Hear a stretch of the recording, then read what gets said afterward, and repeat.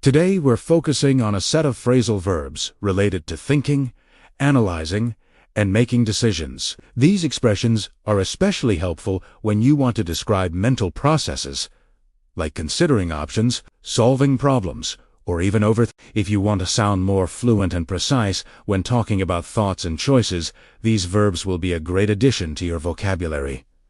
Let's explore them one by one. We'll start with think over. To think something over means to consider it carefully before making a decision. This phrasal verb suggests taking your time and not rushing. Example: take some time to think it over before making a decision. You can think over a job offer, a serious question, or an important life choice. It's a useful phrase when you're being cautious or thoughtful.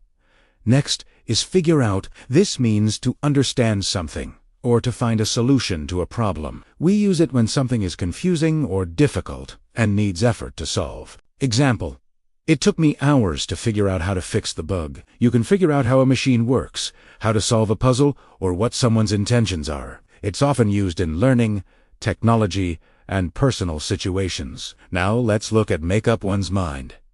This phrase means to decide between options. If someone is unsure or hesitating, they haven't made up their mind yet. Example: I still haven't made up my mind about the trip. We often say this when choosing between two or more things.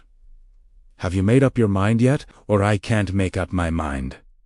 Both options are good.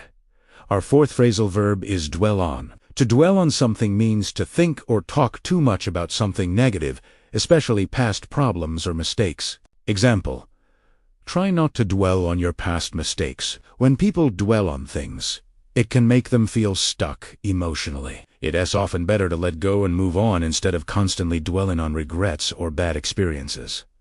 Finally, we have talk over. This means to discuss something carefully with someone, usually before making a decision. Example: we need to talk it over before we sign the contract. It suggests thoughtful conversation, often in business or personal situations. It can also show that you respect the other person's opinion before acting. Let's review with short examples.